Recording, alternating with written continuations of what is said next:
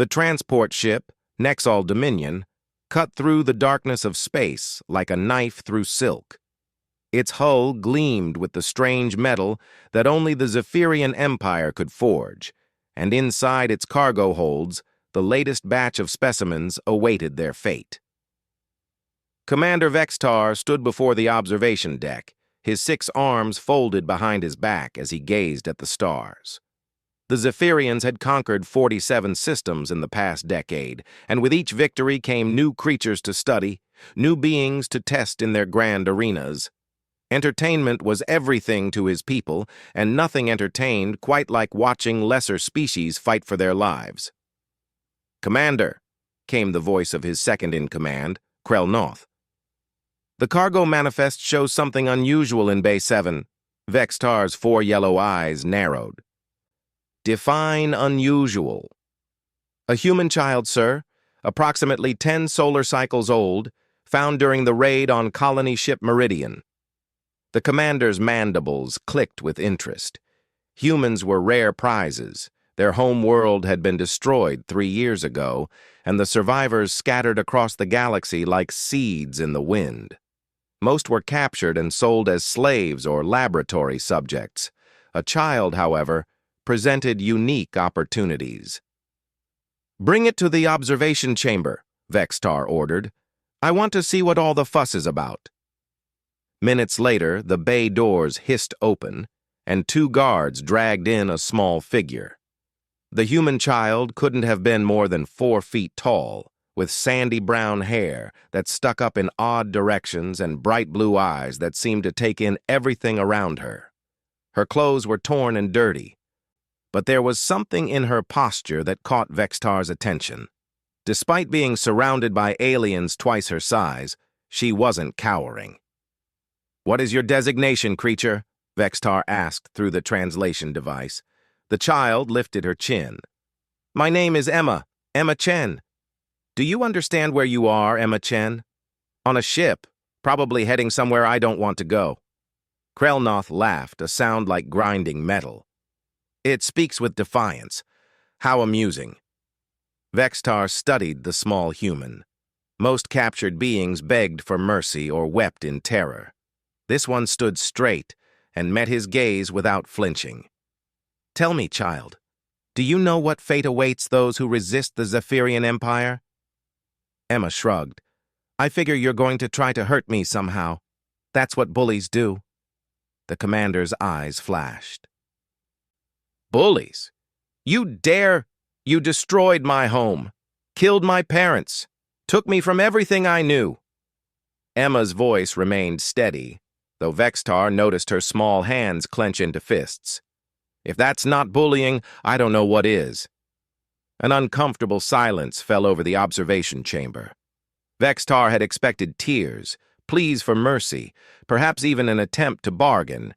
Instead, this tiny human stood before him like a warrior accepting her fate while simultaneously challenging his authority. "Perhaps," Vextar said slowly, "we should see how brave you truly are." He turned to his console and activated the ship's communication system. "Attention all crew. Report to Arena Bay 5 in 1 hour. We have special entertainment tonight." Arena Bay 5 was the largest combat chamber on the ship. Designed to accommodate spectacles that would satisfy even the most bloodthirsty Zephyrian. The walls were reinforced durasteel, the floor covered in sand that had soaked up the blood of 1,000 different species. Tiered seating rose up on all sides, allowing the crew to observe whatever drama unfolded below. Emma was brought in through a side entrance, still wearing her torn clothing. She looked around at the arena with the curiosity of a child visiting a museum, noting the high walls, the scattered bones in the corners, and the dozens of alien faces staring down at her. "Welcome, child, to your final test," Vextar announced over the arena's speakers. His voice echoed off the walls, making him sound like some ancient god pronouncing judgment. "Below this arena lies the lair of our most prized possession, the Keth Mora." Emma heard gasps from the audience above. Even through the translation device, the fear in their voices was unmistakable. The Kethmora, Vextar continued, is a creature from the death world of Sarnthak. It stands 8 feet tall, weighs over 600 pounds, and has never lost a battle in this arena. Its hide is thick enough to turn away laser fire, its claws can slice through steel, and its hunger is legendary. The commander paused for dramatic effect. Many warriors have faced the Kethmora, pirates, soldiers, champions from a dozen worlds. None have survived longer than 5 minutes. Emma wiped her nose with the back of her hand. So why am I here? Because, Vextar said, his voice dripping with cruel amusement. We are curious to see how long a human child can entertain us before she dies. A section of the arena floor began to rise, revealing a tunnel that led down into darkness. The smell that emerged was overwhelming, a mixture of rotting meat, animal musk, and something else that made Emma's nose wrinkle. It was the smell of death and hunger combined. From the tunnel came a sound that made even the Zephyrian spectators shift uncomfortably in their seats. It started as a low rumble, like distant thunder, then rose to become something between a roar and a scream. Whatever was down there was big, angry, and very much alive. Any last words, little human? Vexitar asked. Emma looked up at him, then at the tunnel entrance, then back at the commander. Yeah, you might want to get better seats. Before anyone could ask what she meant, the Kethmora emerged. It was even more terrifying than Vextar had described. The creature moved on 6 powerful legs, each ending in claws the size of daggers. Its body was covered in thick, overlapping plates that looked like organic armor. 2 massive arms extended from its torso, ending in hands that could easily crush a human skull. Its head was elongated, filled with rows of razor-sharp teeth, and its small, intelligent eyes fixed immediately on Emma. The crowd fell silent as the beast slowly circled the tiny human figure in the center of the arena. It moved with the confidence of a predator that had never known defeat, taking its time to size up what appeared to be the smallest, weakest prey it had ever encountered. Emma didn't run. She didn't scream. She stood perfectly still and watched the creature with the same careful attention she'd given everything else since being brought aboard the ship. The Kethmora completed its circle and stopped directly in front of her. For a moment, predator and child simply stared at each other. Then, with a roar that shook the arena walls, the beast reared up on its hind legs and prepared to strike. That's when Emma did something that no one expected. She sat down. Not collapsed in terror, not fell down in shock, but deliberately lowered herself to sit cross-legged in the sand, her hands resting calmly on her knees. She tilted her head slightly and made a soft clicking sound with her tongue. The Kethmora paused, its massive claws still raised above her. Its small eyes blinked in confusion. Emma made the clicking sound again, then followed it with a low humming noise. The melody was simple, almost like a lullaby. From the observation deck, Vextar leaned forward. What is it doing? Emma continued her soft song, her voice carrying clearly through the arena. The Kethmora lowered its arms slowly, its head tilting to one side as it listened. The creature had heard the songs of dying prey before, but this was different. This wasn't the sound of desperation or fear. This was the sound of friendship being offered.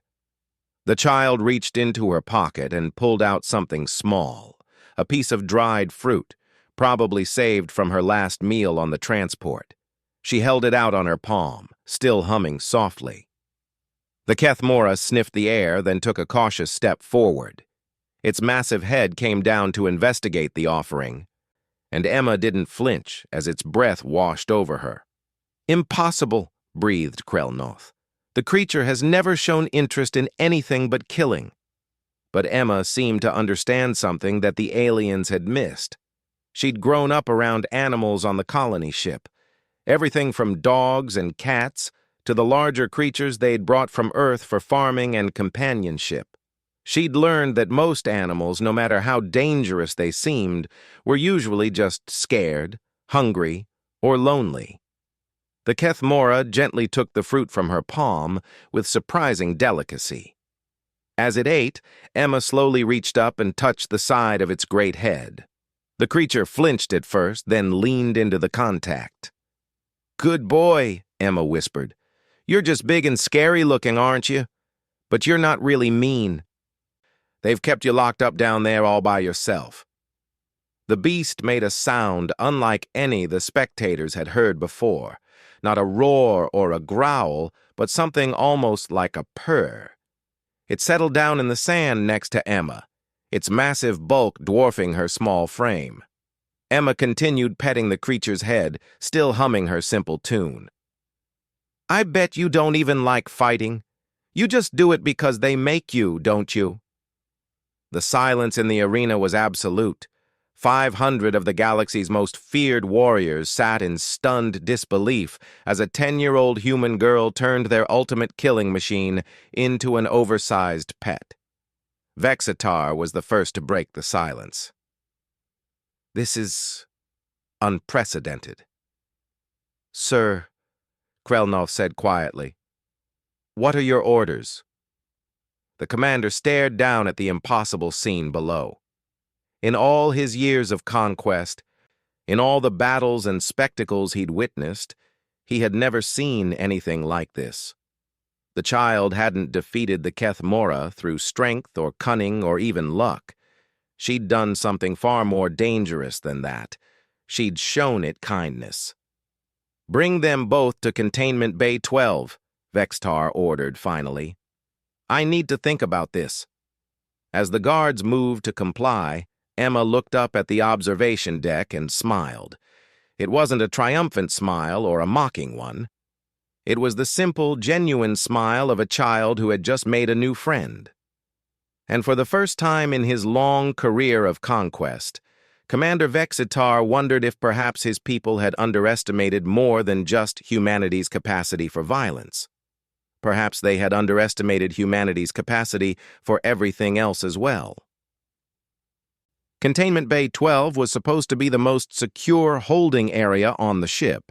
Designed to contain the most dangerous specimens the Zephyrians had collected, it featured energy barriers that could stop a charging battle tank and walls thick enough to withstand plasma cannon fire.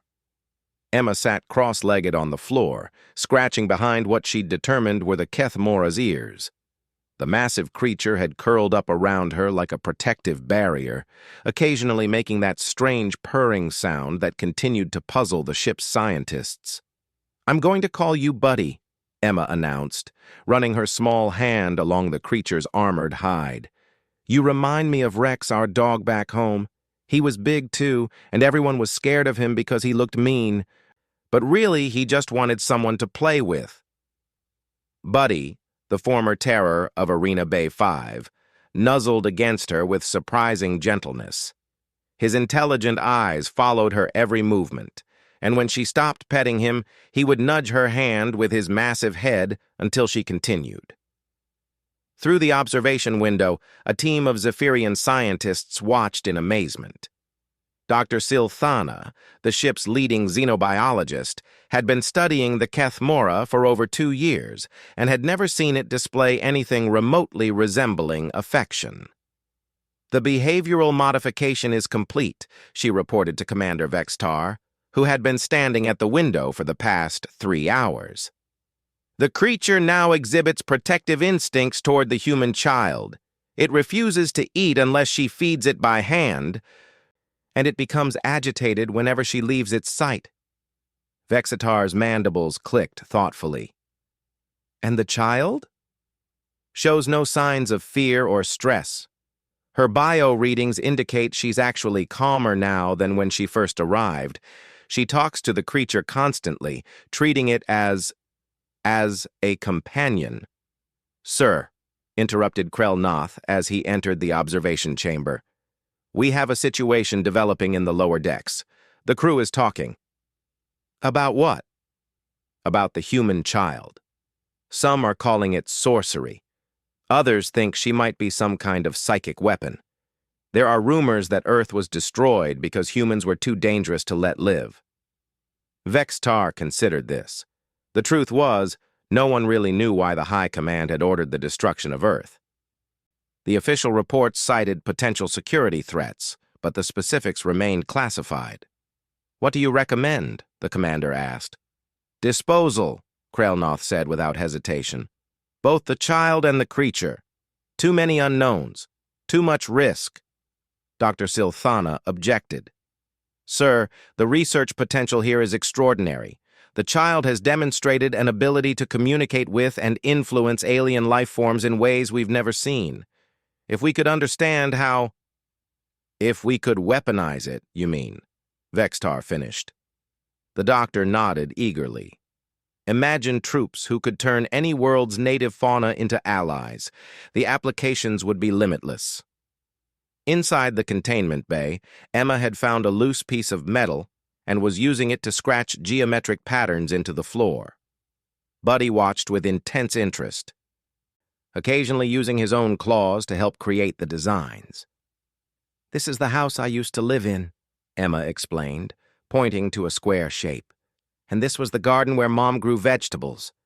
She said earth plants were special because they could grow almost anywhere if you took care of them right." Buddy rumbled softly and added his own scratches to the pattern. "And this," Emma continued, drawing a series of connected circles, "is the solar system where I was born. 8 planets around one star. Well, there used to be 9 planets, but scientists said Pluto didn't count anymore. I always thought that was mean." The creature tilted its massive head, studying the simple drawings with the attention of an art critic. Emma looked up at the observation window, knowing they were being watched. "You know, Buddy, I think these aliens don't understand humans very well. They think we're weak because we're small, or that we're dangerous because we fight back when someone hurts us. But that's not really what makes humans special." She stood up and walked to the energy barrier that separated them from the corridor. "What makes us special is that we see friends everywhere, even in places where other people see only enemies." Her voice carried clearly through the containment bay's audio sensors, and everyone in the observation chamber heard her words. "My dad used to say that humans were the universe's way of making sure no one stayed lonely forever. He said that's why we spread out to so many worlds, not because we wanted to conquer them, but because we wanted to meet everyone else who lived among the stars." Commander Vextar felt something uncomfortable stirring in his chest. The Zephyrian Empire had conquered dozens of species, and in every case, the defeated peoples had eventually accepted their subjugation. They learned to fear Zephyrian strength and respect Zephyrian superiority. But this small human spoke of friendship with the casual confidence of someone who had never considered any other possibility. "Sir," Dr. Silthana said quietly, "I recommend we run some tests. Non-invasive ones, of course. If the child can influence other species, we need to understand the mechanism." "Absolutely not," Krelnoth interjected. "We dispose of the anomaly before it becomes a larger problem." Their argument was interrupted by an alarm klaxon echoing through the ship. Red lights began flashing, and the intercom crackled to life. "All hands to battle stations. Unknown vessels approaching. Configuration suggests pirate fleet." Vextar cursed under his breath. The Nexal Dominion was a research vessel, not a battleship. It carried minimal weapons and relied on speed and stealth to avoid confrontations. If they'd been detected by pirates, their options were limited. "Commander," came the voice of the bridge officer through his communicator. "3 ships, definitely pirates. They're demanding we surrender our cargo and passengers." "Evasive maneuvers," Vextar ordered. "Set course for the nearest Imperial outpost." "Sir, they're faster than us. Estimate intercept in 18 minutes.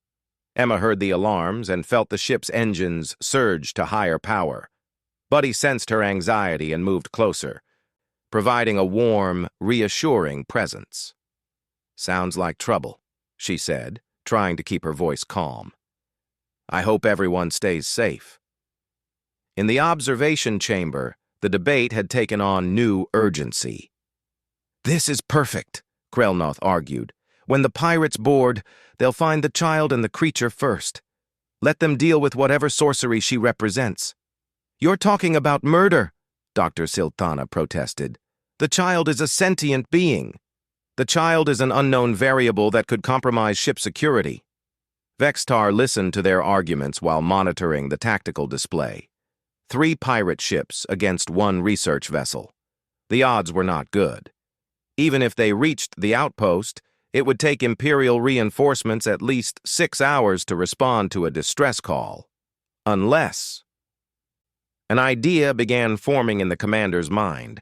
It was insane, desperate, and went against everything he'd been taught about proper military procedure.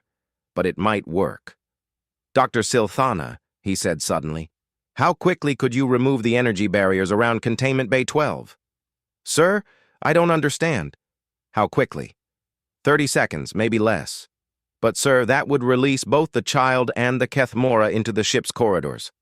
Exactly. Krelnoth stared at his commander in horror.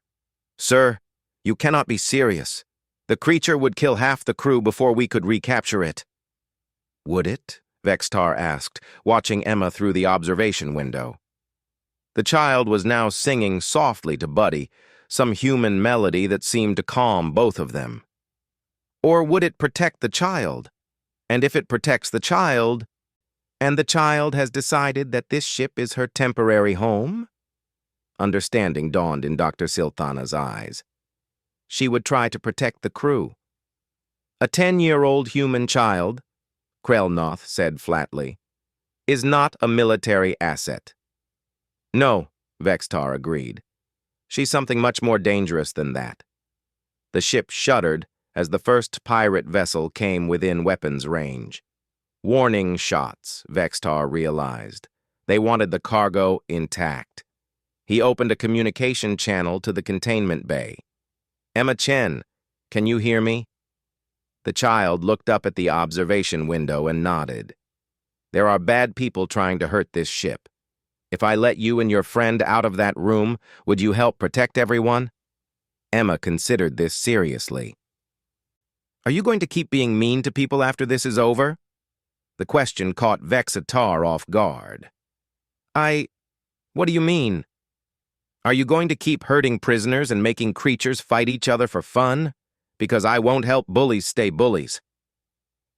Around the observation chamber, Zephyrian officers exchanged uncomfortable glances. This small human was attempting to negotiate terms with their commanding officer.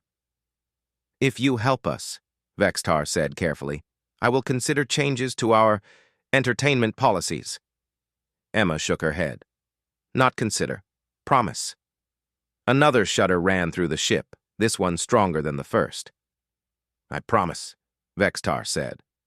Okay then. Emma stood up and put her hand on Buddy's massive head. We'll help. Dr. Silthana's fingers moved over her control panel, and the energy barriers surrounding Containment Bay 12 flickered and died. Emma walked to the door, Buddy padding silently beside her. As they stepped into the corridor, she looked up at the nearest security camera.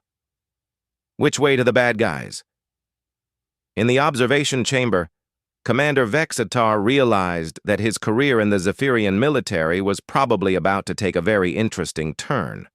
For better or worse, he had just allied himself with a human child. And somehow, that felt like the smartest decision he'd made in years. Emma Chen had never been on a spaceship during a battle before, but she had played enough video games to understand the basics. The pirates would try to board the ship, probably through the cargo bays or airlocks. Once inside, they'd spread out to secure key areas while searching for anything valuable. What they wouldn't expect was a 10-year-old girl riding on the back of an 8-foot-tall alien predator.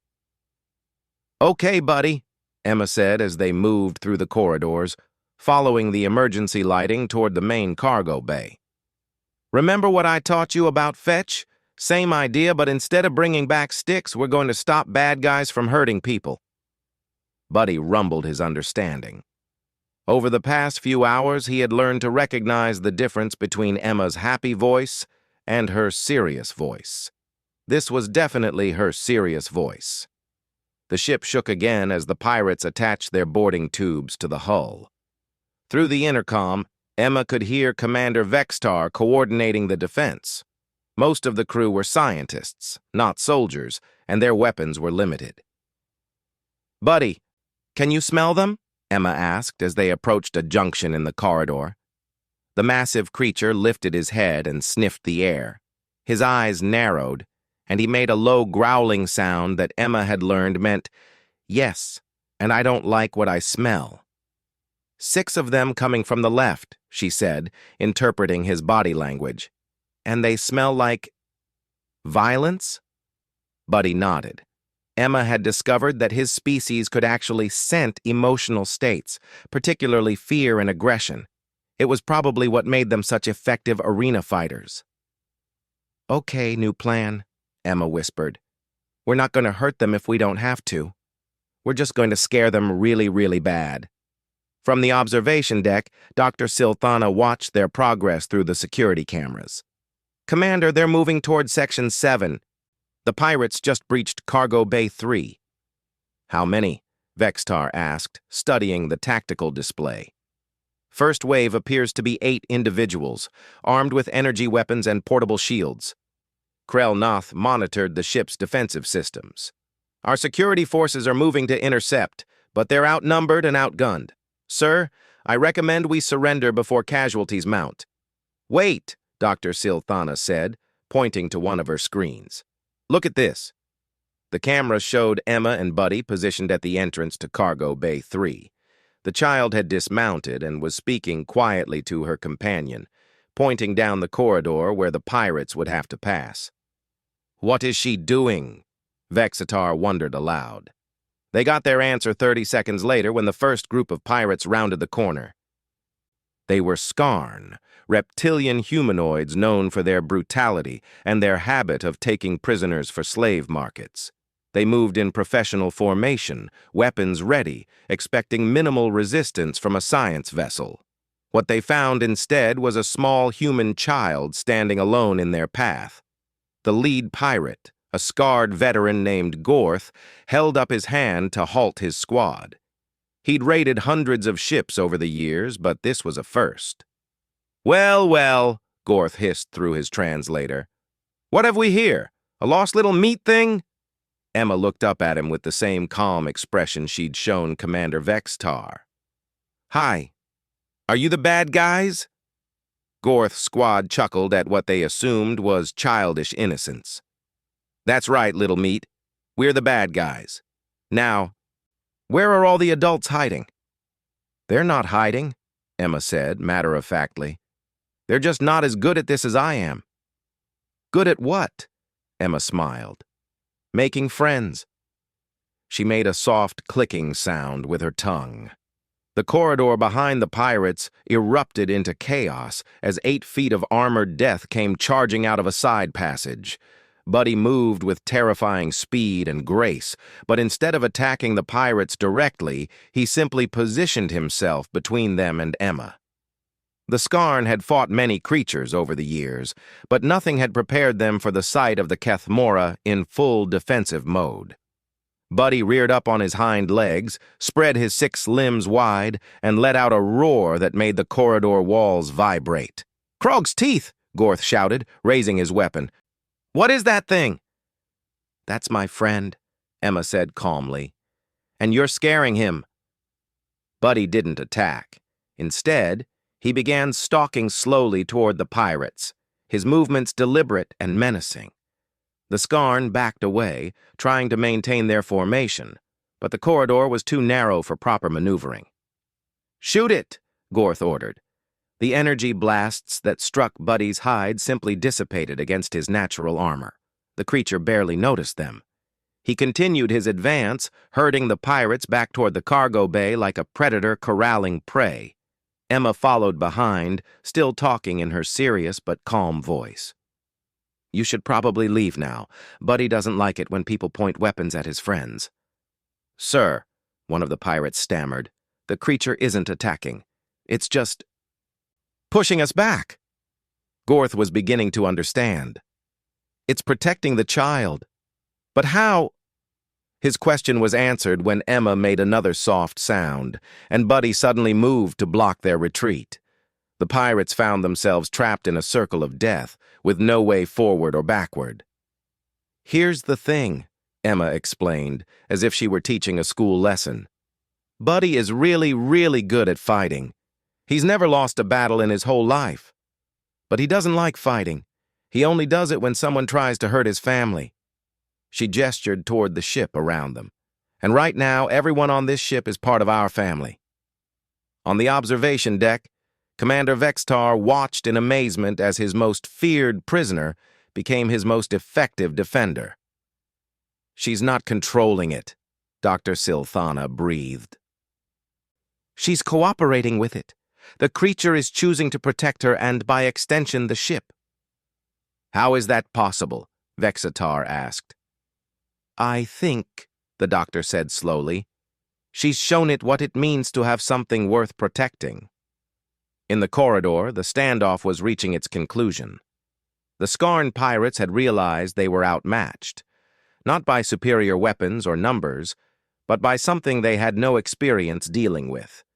A predator that fought out of love instead of hunger. "What do you want?" Gorth asked Emma. "I want you to leave and never come back," she replied. "And I want you to stop hurting people. There's enough room in space for everyone to find what they need without taking it away from others." "That's not how the universe works, little meat." Emma shook her head sadly. "That's not how your universe works. But humans are trying to build a better one." She made another sound, and Buddy began backing away, creating a clear path to the cargo bay. "You can go now. But if you try to hurt anyone on this ship, Buddy will stop being nice." The pirates didn't need to be told twice. They retreated to their ship so quickly that they left behind half their equipment. Within minutes, the 3 pirate vessels were breaking away and jumping to hyperspace. Commander Vexatar found himself standing in the cargo bay, watching Emma scratch behind Buddy's ears while the massive creature made contented purring sounds. "How?" was all he could manage to say. Emma looked up at him with those bright blue eyes. "You mean, how did I know Buddy would help? How did you know any of this would work?" "Because," Emma said, as if it were the most obvious thing in the universe, "everyone wants to matter to someone. Even scary alien monsters, even space pirates, even mean alien commanders who make creatures fight for entertainment." She stood up and walked over to Vextar, having to crane her neck to look up at his towering form. "You promised you'd stop hurting people. I hope you meant it." Vextar found himself kneeling down to meet her at eye level. "I meant it, but I don't understand something. Why did you trust me? Why risk your life to help a ship full of aliens who had treated you as a prisoner?" Emma considered this seriously. "Because you asked. Nobody had ever asked me for help before. They just told me what to do or tried to make me scared. But you asked, and you listened when I said I had conditions. That meant you thought I was a person, not just a thing." Dr. Silthana approached cautiously. "Emma, what made you think the Kethamora would cooperate? In all our studies, it never showed any signs of higher intelligence or emotional capacity." "Oh, Buddy's super smart," Emma said, patting the creature's massive flank. "You just never gave him anything interesting to think about. Fighting the same kind of battles over and over again gets boring. But protecting people? That's different every time. You have to be creative, figure out what each situation needs." She turned back to Commander Vexatar. "That's what humans are really good at, you know. Not fighting or conquering or any of that stuff. We're good at figuring out what each person needs to be their best self, and then helping them get there." Vexatar realized that his understanding of humanity had been completely wrong. The Empire had seen their resistance as evidence of their dangerousness, their adaptability as a threat to be eliminated. But this child had just demonstrated that those same qualities could be used to create something unprecedented. willing cooperation between natural enemies. The High Command ordered Earth's destruction because they feared human influence, he said quietly. They thought your species would undermine imperial authority. Emma nodded sadly. Probably. When you're used to making people do what you want by scaring them, someone who offers friendship instead seems dangerous. What happens now? Vextar asked. Emma looked around at the cargo bay, then up at the crew members who had gathered to watch. Zephyrians, Skarn technicians, various other species, all of them staring at a human child who had just redefined their understanding of strength. Now, Emma said, we find out what kind of family we can build together. 3 months later, the Nexal Dominion had become something entirely new in the galaxy. No longer a vessel of conquest and cruel entertainment, it had transformed into a traveling embassy of cooperation. Word spread quickly through the underworld that Commander Vextar's ship was now protected by something far more dangerous than weapons or shields. It was protected by friendship. Pirates avoided them because the few who had tried to attack found their own crew members asking uncomfortable questions about whether there might be better ways to make a living. Imperial inspectors reported that the ship's scientific mission was proceeding normally, never mentioning the revolutionary social experiments taking place in every corridor. Emma had her own quarters now, right next to Buddy's expanded habitat. She spent her days teaching anyone who would listen about human concepts like cooperation, empathy, and the radical idea that strength was best measured not by what you could destroy, but by what you could build. And in the quiet moments before sleep, as she read stories to Buddy about Earth's green hills and blue oceans, Emma Chen dreamed of a day when every ship among the stars would be filled not with conquerors, but with explorers seeking friends in the vast darkness. It was, she thought, exactly the kind of dream her parents would have wanted her to have. The universe, after all, was big enough for everyone to find their place in it. They just needed someone to show them how.